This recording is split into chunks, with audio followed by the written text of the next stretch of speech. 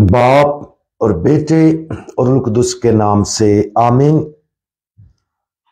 आज हम मुकद्दस मत्ती की इंजील उसका 15वां बाब और उसकी आयात 36 और 37 पर ध्यान ज्ञान करेंगे।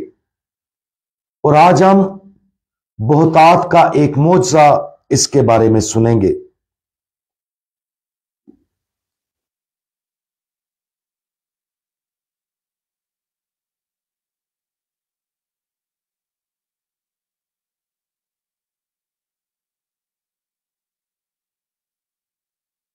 तब यीशु ने उनसे कहा कि तुम्हारे पास कितनी रोटियां हैं? और वो बोले 7 और थोड़ी सी मछलियां हैं। तब उसने हजूम को जमीन पर बैठने का हुक्म दिया और उन 7 रोटियों और मछलियों को लेकर शुक्र किया और तोड़ तोड़ कर शागिर्दों को देता गया और शागिर्द हजूम को, और सब खाकर सैर हो गए।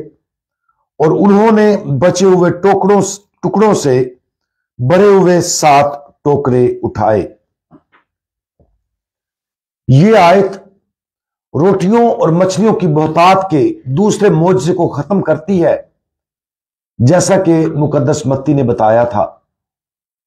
इस मौजज़े में हम देखते हैं कि 7 रोटियों और चंद मछलियों से 4000 आदमियों को खाना खिलाया गया। इसमें औरतों और बच्चों की गिनती शामिल नहीं है। और जब सबने खा लिया और सैर हो गए तो 7 भरी हुई टोकरियां बच गईं। जो लोग वहां मौजूद थे उनके लिए इस मौजज़े के असरात को कम करना मुश्किल है। शायद बहुत से लोगों को यह भी मालूम नहीं था कि खाना कहां से आया। उन्होंने सिर्फ टोकरियों को गुजरते देखा, अपना पेट भरा और बाकी दूसरों को दे दिया। अगरचे इस मौजज़े से हम बहुत से अहम इसबाक हासिल कर सकते हैं। आइए इनमें से एक पर गौर करें। याद करें कि हजूम खुदावंद यीशु के साथ 3 दिन तक बगैर खाने के रहा। जब उसने तालीम दी, लोग हैरान रह गए और उनकी मौजूदगी में बीमारों को लगातार शिफा दी। वो इस कदर हैरान थे कि बावजूद इसके कि वो वाज़े भूख का सामना कर रहे होंगे, उन्होंने उसे छोड़ने का कोई निशान नहीं दिखाया। ये एक शानदार तस्वीर है जिसे हमें अपनी दाखिली जिंदगी में तलाश करने की कोशिश करनी चाहिए। वो क्या चीज है जो हमें जिंदगी में हैरान करती है? वो क्या है जिस पर हम घंटों अपनी तवज्जो मरकूज रख सकते हैं?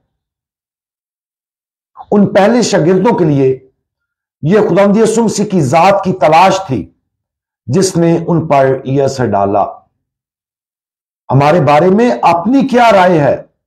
क्या हमने कभी देखा है कि खुदावंद यीशु मसीह की तलाश दुआ में या कलाम पाक के पढ़ने में या किसी दूसरे की गवाही ने हमें इतना मजबूर किया कि हम उसकी मौजूदगी में मगन हो गए?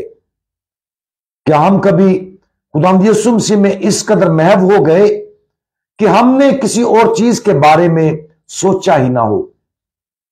बहिश्त में हमारी अब्दियत खुदा के दायमी जलाल की इबादत और हैरत में गुजरेगी और हम उसके साथ रहने से कभी नहीं थकेंगे। लेकिन अक्सर जमीन पर हम अपनी जिंदगियों और अपने इर्द गिर्द रहने वालों की जिंदगियों में खुदा के मौजज़ाना अमल को देख नहीं पाते हैं।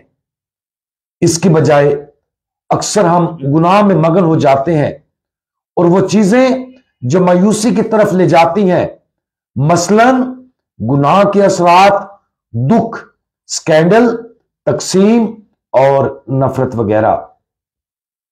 आज खुदावंद यीशु मसीह के उन पहले शागिर्दों पर गौर करें, खासतौर पर उनके तवज्जुब और खौफ पर गौर करें जब वो 3 दिन तक बगैर खाने के उसके साथ रहे।